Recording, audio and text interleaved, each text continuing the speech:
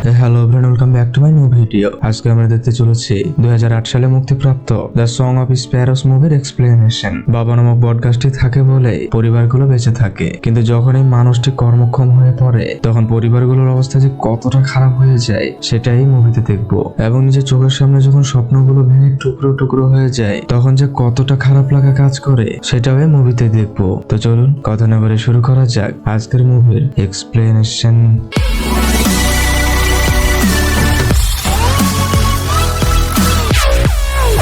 Movie শুরুতে আমরা কতগুলো উট পাখি দেখি। এই পাখিগুলোর দায়িত্বে ছিল করিম নামের একজন। করিম বলছে তোমরা তাড়াতাড়ি খেয়ে নাও। করিমের কথা শুনে পাখিগুলো খেতে শুরু করে। একটু পর আব্বাস নামের একজন সেখানে আসে এবং করিমকে উদ্দেশ্য করে বলে, আসার পথে তোমার স্ত্রীর সাথে দেখা হয়েছিল, সে তোমাকে বাড়ি যেতে বলেছে। করিম বলে, কেন কোনো সমস্যা হয়েছে? আব্বাস বলে, তেমন কিছু না, তোমার মেয়ের কানের যন্ত্রটা পানির ট্যাঙ্কে পড়ে গেছে, সেটা আর খুঁজে পাচ্ছে না। এটা শোনার পর করিম সোজা বাড়ির উদ্দেশ্যে রওনা দেয়। করিম তার বাইকটি রেখে সোজা পানির ট্যাঙ্কে চলে আসে। করিম তার মেয়ে হানিয়াকে বলে, যন্ত্রটা কোথায় পড়েছে? হানিয়া বলে, বাবা এটা আমি ইচ্ছে করে ফেলিনি। করিম বলে, তুমি বাড়িতে যাও, আমি এটা খুঁজে আনছি। এটা শুনে হানিয়া সহ সকলে চলে যায়। করিম বলে, হোসেন তুই এখানে কি করছিস? হোসেন বলে, বাবা আমি হানিয়ার কানের যন্ত্রটা খুঁজছি। করিম বলে, তোমরা এখানে কেন এসেছিলে? অন্যান্য বাচ্চারা বলে, আমরা ভেবেছিলাম এখানে মাছ পাওয়া যায়, তাই তো এখানে এসেছি। এরপর করিম জামা খুলে ট্যাঙ্কের ভেতর আসে। করিম বলে, এখন বলো কানের যন্ত্রটা কোথায় পড়েছে? হোসেন বলে, বাবা মইটার কাছে পড়েছে। করিম সহ সকলে যন্ত্রটা খুঁজতে লেগে পড়ে। একটা ছেলে বলে, আমরা এই ট্যাঙ্কটা পরিষ্কার করব, এরপর এখানে গোল্ডফিশ ছাড়বো, মাছগুলো যখন দ্বিগুণ হবে তখন এগুলো বিক্রি করে আমরা কোটিপতি হয়ে যাব। করিম বলে, থাক, কোটিপতি আর হতে হবে না, এখানকার কাদা ময়লা শুকাতে তো কয়েক বছর লেগে যাবে। হোসেন বলে, বাবা আমরা এটা সকলে মিলে পরিষ্কার করব। একটু পর তারা কানের যন্ত্রটি খুঁজে পায়। এরপর সকলে বাড়িতে ফিরে আসে। হানিয়া বলে, বাবা আমার যন্ত্রটা কি পেয়েছো? করিম বলে, হ্যাঁ পেয়েছি, তবে এটা কাজ করে কিনা সেটা জানি না। একটু পর করিম যন্ত্রটি ভালোভাবে মোছামুছি করে যাতে ভিতরে পানি জমে না থাকে। হোসেন বলে, বাবা আমরা ট্যাঙ্কটা পরিষ্কার করে সেখানে 1 লাখ মাছ ছাড়বো। করিম বলে, তুমি জানো 1 লাখ মাছের দাম কত? আর তারপর তোমরা কি করবে? হোসেন বলে, বাবা মাছগুলো বিক্রি করে আমরা কোটিপতি হয়ে যাব। করিম বলে, হয়েছে, তোমাকে আর কোটিপতি হতে হবে না। করিম হানিয়াকে তার যন্ত্রটি পরে দেখতে বলে। হানিয়া যন্ত্রটি কানে লাগায়। করিম বলে, শুনতে পাচ্ছ? হানিয়া বলে, শুনতে পাচ্ছি। তবে করিমের এটা কিছুতেই বিশ্বাস হয় না। করিম হানিয়াকে দূরে দাঁড়াতে বলে। করিম বলে, এবার শুনতে পাচ্ছ? হানিয়া হোসেনের দিকে তাকায়। হোসেন হানিয়াকে ইশারায় বলে দেয়। এটা দেখে করিম বুঝতে পারে। করিম হানিয়াকে দূরে উল্টো হয়ে দাঁড়াতে বলে এবং হানিয়াকে ডাকতে থাকে। হানিয়ার মেশিন নষ্ট হয়ে যাওয়াতে সে তো কিছু শুনতেই পাচ্ছে না। এটা দেখে করিম তার ছেলেকে মারার জন্য এগিয়ে যায়। করিমের স্ত্রী নার্গিস বলে, তুমি হোসেনকে মারতে কেন চাইছো? প্রতিবেশীরা দেখলে কি মনে করবে? করিম বলে, তুমি দেখছো না হানিয়া শুনতে পাচ্ছে না, আর এটা নিয়ে হোসেন শয়তানি করছে। পরের দিন করিম ডাক্তারের কাছে আসে। ডাক্তার যন্ত্রটা দেখে বলে, এটা তো নষ্ট হয়ে গেছে। করিম বলে, এটা কি ঠিক করার কোনো উপায় নেই? এই যন্ত্রটা আমার মেয়ের খুব দরকার। ডাক্তার বলে, আমি ঠিকানা লিখে দিচ্ছি, আপনাকে তেহরান যেতে হবে, হতে পারে তারা কিছু করতে পারবে। এরপর করিম সোজা তার কর্মক্ষেত্রে চলে আসে। তারা উট পাখির ডিমগুলো তুলে একটা গাড়িতে ওঠাচ্ছে। করিম বাড়িতে এসে তাদের এন্টেনা ধরছে। নিজে হোসেন তাকে ডিরেকশন দিচ্ছে। করিম হোসেনের কথা মতো এন্টেনা নড়াচড়া করছে। হোসেন বলে, বাবা এইভাবে রাখো, এখন ভালো দেখা যাচ্ছে। করিম বলে, তাহলে আমি কি এটা এভাবে ধরে রাখবো? পরের দিন করিম রামেজান নামের একজনের কাছে আসে এবং বলে, বস কখন আসবে? রামেজান বলে, ঘন্টা খানেক লাগবে। কেন, কি হয়েছে? করিম বলে, আমার কিছু টাকা অ্যাডভান্স লাগবে। রামেজান বলে, তুমি তো 10 দিন আগে অ্যাডভান্স নিয়েছো। করিম বলে, তুমি তো জানোই আমার মেয়েটা কানে শুনে না, তার যন্ত্রটা নষ্ট হয়ে গেছে, আমাকে নতুন একটা যন্ত্র কিনতেই হবে, তাই বস আসলে আমায় ডাক দিও। কিছুক্ষণ পর ফার্মে কিছু উট পাখি নিয়ে আসা হয়। করিম নিজ দায়িত্বে পাখিগুলোকে ভেতরে ঢুকাচ্ছিল। সকলে যখন নতুন পাখিগুলোকে নিয়ে ব্যস্ত ছিল তখন একটা পাখি ফাঁকা পেয়ে বেরিয়ে পড়ে। করিম সাথে সাথে পাখিটির পেছনে যায়। করিমের সাথে আরো অনেকে পাখিটিকে ধরার জন্য পাখিটির পিছু নিতে থাকে, কিন্তু পাখিটিকে কেউ ধরতেই পারে না। পাখিটি লোকচক্ষুর আড়ালে চলে যায়। এদিকে করিমও আরেকজন পাখিটিকে ধরার জন্য বাইক নিয়ে বেরিয়ে পড়ে। তারা আশেপাশে অনেকক্ষণ খোঁজাখুঁজি করতে থাকে, কিন্তু পাখিটির দেখা তারা পায় না। হতাশ মনে তারা আবারও ফার্মে চলে আসে। রামেজান বলে, পাখিটিকে কি পেলে? করিম বলে, পাখিটি হাওয়ায় মিলিয়ে গেছে। রামেজান বলে, আল্লাহ তোমার উপর সদয় হন। করিম বলে, আমরা যদি পাখিটি খুঁজে না পাই তাহলে আমাদের খবর আছে। এই পাখিটার মূল্য প্রায় 2 লাখ টোমান। করিম ভেতর থেকে খুবই ভেঙে পড়ে, কেননা পাখিটিকে না পেলে তার চাকরিটা যে আর থাকবে না। করিম সোজা বাড়িতে চলে আসে এবং বাড়ি থেকে উট পাখির লোমযুক্ত পোশাক নিয়ে বেরিয়ে পড়ে। করিম চারপাশটা আবারও খুঁজতে শুরু করে। একটু পর করিম পাখিটির পালক খুঁজে পায় এবং পাশে পাখিটির ডিম দেখতে পায়। করিম বুঝতে পারে পাখিটি আশেপাশে কোথাও আছে। একটু পর আমরা পাখিটিকে দেখি, তবে এটা আসল নয়। করিমই উট পাখি সেজেছে যাতে তাকে দেখে পাখিটি কাছে আসে। অনেকটা সময় পার হয়ে গেলেও পাখিটির কোনো দেখাই নেই। এরপর করিম সোজা ফার্মে চলে আসে। করিম দেখে তার জুতা সহ সবকিছু বাইরে রেখে দিয়েছে। করিম বুঝতে পারে তার চাকরিটা আর নেই। করিম রামেজানের কাছে যায়। রামেজান বলে এখানে আমার কিছুই করার নেই এবং একটা উট পাখির ডিম দিয়ে বলে এটা তোমার বাচ্চাদের খাওয়াবে। করিম বাইরে এসে দেখে পাখিরা তার দিকে তাকিয়ে আছে।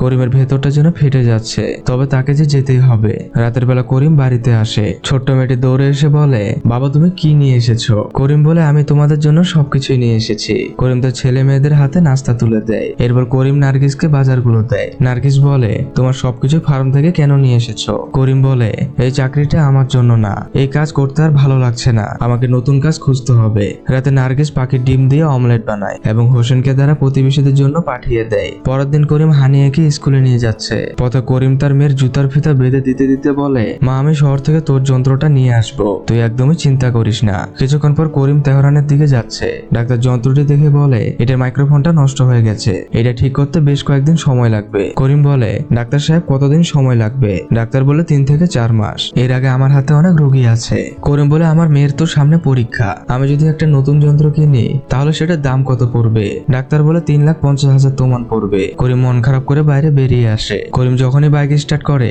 তখনই একজন অপরিচিত লোক বাইকে ওঠে। করিম বলে আপনি বাইকে কেন উঠেছেন? লোকটি বলে সোজা চলো। করিম বেশি কথা না বলে সোজা যেতে থাকে। একটু পর করিম বাইক থামায়। লোকটি বলে কত টাকা দিব? করিম বলে আপনার যা ভালো মনে হয় তাই দিন। লোকটি করিমকে টাকা দিয়ে চলে যায়। করিম ভাবে এভাবে রাইড শেয়ার করলে তো ভালোই আয় হচ্ছে। করিম সোজা চলে যায় বাইক স্ট্যান্ডে। তখনই একজন এসে বলে আপনি কোথা থেকে আসলেন? আপনাকে এখানে কাজ করতে হলে সিরিয়াল মেনটেন করতে হবে আর এখানকার টাকাও দিতে হবে। করিম বলে আমাকে পরিবারের আহার জোগাতে হবে, আমাকে দয়া করে তাড়িয়ে দিয়েন না। লোকটি এক প্রকার ধমক দিয়ে বলে আপনি এখান থেকে চলে যান। করিম বাধ্য হয়ে সেখান থেকে একটু দূরে এসে বসে থাকে। তখনই একজন এসে বলে আপনি কি যাবেন? করিম লোকটিকে এগিয়ে দেয়। বেশ কিছুক্ষণ পর রাস্তায় জ্যাম থাকা একজন গাড়ি থেকে নেমে করিমের বাইকে ওঠে। করিম লোকটাকে একটা কনস্ট্রাকশন সাইটে নিয়ে আসে। এখানে ভবন নির্মাণের কাজ চলছে। করিম পুরো জায়গাটা তাকিয়ে দেখে। করিম দেখে সেখানে কতগুলো অব্যবহৃত সরঞ্জামাদি পড়ে আছে। করিম সেই মাল সামগ্রীগুলোর কাছে আসে। তখনই একজন বলে আপনার কি লাগবে? করিম বলে এগুলো তো জঞ্জাল, আমার বাড়ির জন্য লাগতো।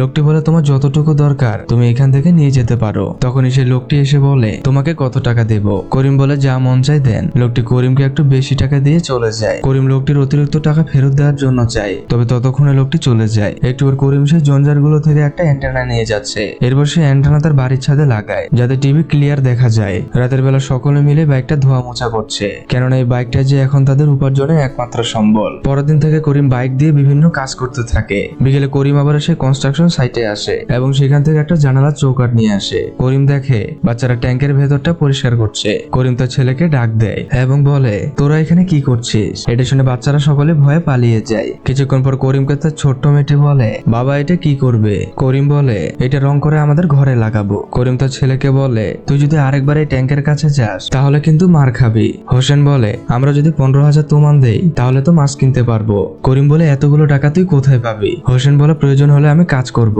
রাতের বেলা করিম আজকের উপার্জনের টাকা নার্গিসকে দেয় এবং বলে এই টাকাগুলো জমাবে, তাহলে আমাদের দেনা শোধ হয়ে যাবে। এরপর হানিয়ার জন্য কানের যন্ত্রও নেব। নার্গিস বলে তুমি একটা চাকরি খুঁজছো না কেন? আল্লাহ না করুক যদি আমাদের বাইকটার কিছু হয়ে যায় তাহলে কি হবে? করিম বলে ফার্মে আমাকে মাসে 2 লাখ তোমানের মতো দিত, এখন আমি বাইক দিয়ে 6 লাখ তোমানেরও বেশি ইনকাম করছি, এখন তো আমরা টাকাও জমাতে পারছি। বিকেলে বাড়ি ফেরার পথে সে আরো কিছু মাল সামগ্রী নিয়ে আসে। বাড়িতে এসে নার্গিসকে ডাকতে থাকে, কিন্তু নার্গিস বাড়িতে ছিল না। করিম হোসেনকে বলে তোমার মা কোথায় গেছে? হোসেন বলে মা তো পাশের বাড়িতে দরজাটা দিতে গেছে। করিম বলে এই দরজা তো আমি পাশের বাড়িতে দেওয়ার জন্য নিয়ে আসিনি। করিম সোজা পাশের বাড়িতে চলে আসে। একজন মহিলা বলে ভাই বসুন চা খান। করিম বলে এই দরজাটা আমি আরেকজনকে দিব, কথা দিয়েছি, নার্গিস ভুল করে নিয়ে এসেছে, এটা আমি নিয়ে যাচ্ছি। এটা বলে করিম দরজাটা নিয়ে চলে যায়। রাতে নার্গিস কান্না করছে। করিম এসে বলে নার্গিস তুমি কাঁদছো কেন? দরজাটা আমি আরেকজনকে দিব, কথা দিয়েছি, আমাদেরকে আমাদের পরিস্থিতির কথা তো ভাবতে হবে। যদি আমাদের জিনিসপত্র সবাইকে দিয়ে দেই তাহলে আমাদেরই কিছু থাকবে না। আগে তো অনেক মানুষকে অনেক কিছু দিয়েছি, এখন পরিস্থিতি তো আগের মতো নেই। নার্গিস শুধু কেঁদেই চলেছে। করিম বলে কেঁদো না, আমি সারাদিন তোমাদের জন্য এত কাজ করি, সামনে হানিয়ার জন্য যন্ত্রটা কিনবো। পরের দিন করিম করিম কাজ শেষে যখন বাসায় ফিরছিল তখন সে দেখে বাচ্চারা ফুল বিক্রি করছে। করিম আরেকটু কাছে এসে দেখে এখানে তার ছেলে মেয়েও আছে। এই দেখে করিম তার বাইকটা থামায়। করিম বলে, তোরা এখানে কি করছিস? করিম তাদের কাছে গেলে বাচ্চারা সকলেই পালিয়ে যায়। করিম তার মেয়েকে বলে, এসব কি? এগুলো কি আমার কবরে দেওয়ার জন্য এনেছিস? করিম সব ফুলগুলো ফেলে দেয়। করিম হানিয়াকে নিয়ে বাড়িতে আসে। করিম বাড়ি ফিরে দুই সন্তানকে মারতে শুরু করে এবং বলে, তোরা কি আমার মান ইজ্জত কিছুই রাখবি না? নার্গিস বলে, হোসেনের মাছের টাকার দরকার ছিল তাই এমনটা করেছে। করিম বলে, আমি এখনই ওই ট্যাঙ্ক ভেঙে ফেলবো। করিম তার রাগ কন্ট্রোল করতে না পেরে তার আনা মাল সামগ্রীগুলোতে বাড়ি দিতে থাকে এবং সোজা ট্যাঙ্কটা ভাঙার জন্য বেরিয়ে পড়ে। করিম কাছে গিয়ে দেখে বাচ্চারা ভেতরে থাকা সকল ময়লা পরিষ্কার করে ফেলেছে। এটা দেখে করিম আর কিছুই করে না। পরের দিন করিম তার মাল সামগ্রীগুলো ঠিকঠাক করে রাখছিল। হঠাৎ করিম সরঞ্জামগুলোর ভেতর চাপা পড়ে যায়। নার্গিস সহ সকলে সেখানে দৌড়ে যায়। নার্গিস প্রতিবেশীদের ডাকতে যায়। কিছুক্ষণ পর করিমকে ডাক্তার দেখিয়ে বাড়িতে নিয়ে এসেছে। প্রতিবেশীরা তাকে ঘিরে বসে আছে। তারা বলছে, করিম দেখবে আল্লাহ তোমাকে তাড়াতাড়ি সুস্থ করে দেবেন। এটা বলে সকলে সেখান থেকে চলে যায়। বাচ্চারা তাদের বাবার দিকে করুণ দৃষ্টিতে তাকিয়ে আছে। নার্গিস বলে, তোমাদের বাবাকে ধরো, তার শার্টটা খুলে দেব। করিমকে বসানো হলে করিম ব্যথায় চিৎকার করতে থাকে। পরের দিন করিম দেখে তার আনা সকল সামগ্রী বিক্রি করে দেওয়া হচ্ছে। করিমের শুধু দেখা ছাড়া কিছুই করার ছিল না। বিকেলবেলা করিমকে তার মেয়ে বলে, বাবা মিসেস কোবরা তার বাড়ির পেছনে একটা উট পাখি খুঁজে পেয়েছে। রাতে হানিয়ে তার বাবার হাতে মলম লাগিয়ে দিচ্ছে আর বলছে, বাবা তোমার কি ব্যথা করছে? করিম বলে, একটু করছে। আমি সুস্থ হয়ে গেলে তোমার জন্য কানের যন্ত্রটা নিয়ে আসবো। হানিয়ে বলে, বাবা আমি এটাতে ব্যাটারি লাগিয়েছি, এখন আমি শুনতে পাচ্ছি। হানিয়ে মলমের মুখটা খুঁজতে থাকে। করিম বলে, এটা তোমার পেছনে। কিন্তু হানিয়ে শুধু খুঁজেই চলেছে। করিম তার মেয়েকে দেখিয়ে দেয়। হানিয়ে চলে যায়। করিম ভাবতে থাকে তার মেয়ে তাকে মিথ্যে বলেছে। হানিয়ে তো জানে তার বাবার অবস্থাটা এখন কেমন। করিমের ভেতরটা পুরো ছাই হয়ে যাচ্ছে, অথচ তার করার কিছুই নেই। পরের দিন নার্গিস সহ অনেকে বিভিন্ন প্রকার শাক তুলে এনেছে। করিম দেখে তার ছোট্ট বাচ্চাটাও কাজ করছে। তখনই সেখানে আব্বাস আসে এবং বলে, এইসব আমার গাড়িতে তোলো। আব্বাস করিমকে বলে, আমাদের তো 2 সপ্তাহের মধ্যে হাসপাতালে যেতে হবে, তোমার এক্সরে করাতে হবে। করিম বলে, তোমাকে আর কষ্ট দিতে চাই না।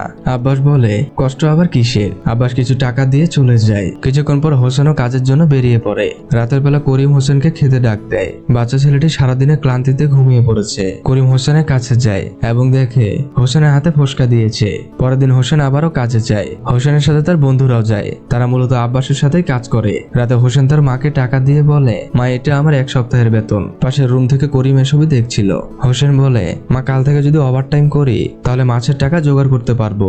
নার্গিস বলে, তোমাকে এসব চিন্তা করতে হবে না, আমি কাপড় সেলাইয়ের টাকা থেকে তোমার মাছ কেনার টাকা জমিয়ে রাখবো। এটা শুনে হোসেন তার মায়ের গেলে একটা চুমু দেয়। 2 দিন পর আব্বাস করিমের এক্সরে করায়। এরপর সে তার গাড়িটি নিয়ে বেরিয়ে পড়ে। গাড়ির ভেতর করিম আর আব্বাস ছিল আর উপরে বাচ্চারা ছিল। বাচ্চারা হোসেনকে বলে, জানিস হোসেন, আমরা মাছ কিনেছি। মাছগুলো এই ফুলের টবগুলোর নিচে একটা ড্রামের ভেতর আছে। এই সকল মাছ আমরা সেই ট্যাঙ্কে ছেড়ে দেব। এই মাছগুলো যখন দ্বিগুণ হবে তখন এগুলো বিক্রি করে আমরা তো কোটিপতি হয়ে যাব। বাচ্চাদের চোখে তাদের স্বপ্নগুলো খেলা করছে। এরপর তারা একটা নার্সারির সামনে আসে।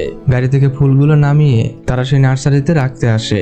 এমনটা তারা বেশ কয়েকবারই করে। তখনই তারা দেখে তাদের মাছের ড্রামটা ফুটো হয়ে পানি বের হচ্ছে।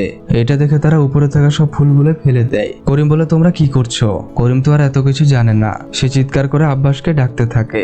বাচ্চারা ড্রামটা গাড়ি থেকে নামায় এবং সকলে ড্রামটি নিয়ে আসতে থাকে। তখনই হোঁচট খেয়ে তারা মাটিতে পড়ে যায়। এতে মাছগুলো ছড়িয়ে ছিটিয়ে যায়। সকলের চোখে মুখে ক্লান্তির ছাপ স্পষ্ট। তারা দেখে একটা মাছ পাশের ড্রেনে পড়ে যাচ্ছে। সকলে ড্রেনে নেমে মাছটি খুঁজতে শুরু করে। হোসেন বলে, আমাদের তাড়াতাড়ি মাছগুলো ড্রামে তুলতে হবে, নয়তো মাছগুলো মারা যাবে। তখনই তারা দেখে তাদের ড্রামটা পুরো ফেটে গেছে। সকলে উপায় না পেয়ে মাছগুলো পাশের ড্রেনে ফেলে দেয়। বাচ্চারা সবাই খুবই কান্না করছিল। চোখের সামনে নিজের স্বপ্নগুলো যখন ভেঙে যায় তখন যে কতটা খারাপ লাগা কাজ করে সেটা অন্য কাউকে বোঝানো সম্ভব নয়। তারা একটা মাছ পলিথিনের ভেতর নিয়ে নেয়। সবারই মনটা খুবই খারাপ। করিম বাচ্চাদের মন ভালো করতে গান গাইতে শুরু করে। গানের লাইনগুলো ছিল এমন, আমাদের ফুলগুলো সব শুকিয়ে গেছে, অথচ আমাদের চোখ দিয়ে পানি ঝরছে। পৃথিবীটা আসলে এক গোলক ধাঁধা, পৃথিবীটা তো এক মায়ায় ভরা। এটা শুনে বাচ্চাদের মুখে হাসি ফোটে। সকলে বাড়ি ফিরে আসে। বাচ্চারা সোজা সে ট্যাঙ্কে চলে আসে এবং তাদের শেষ সম্বল ওই একটি মাছ পানিতে ছেড়ে দেয়। আসলেই যেখানে 1% সম্ভাবনা থাকে সেখানে চেষ্টা করে যাওয়াই উত্তম। মুভির একদম শেষে দেখি করিম বাইক নিয়ে এসেছে। তার পায়ে তখনও ব্যান্ডেজ করা ছিল। করিম দেখে অনেক পাখি তার দিকে ছুটে আসছে। আর এখানে এই মুভিটি শেষ হয়ে যায়। আজ এ পর্যন্তই। দেখা হবে কোনো মুভির গল্প নিয়ে। ততদিন ভালো থাকুন, সুস্থ থাকুন।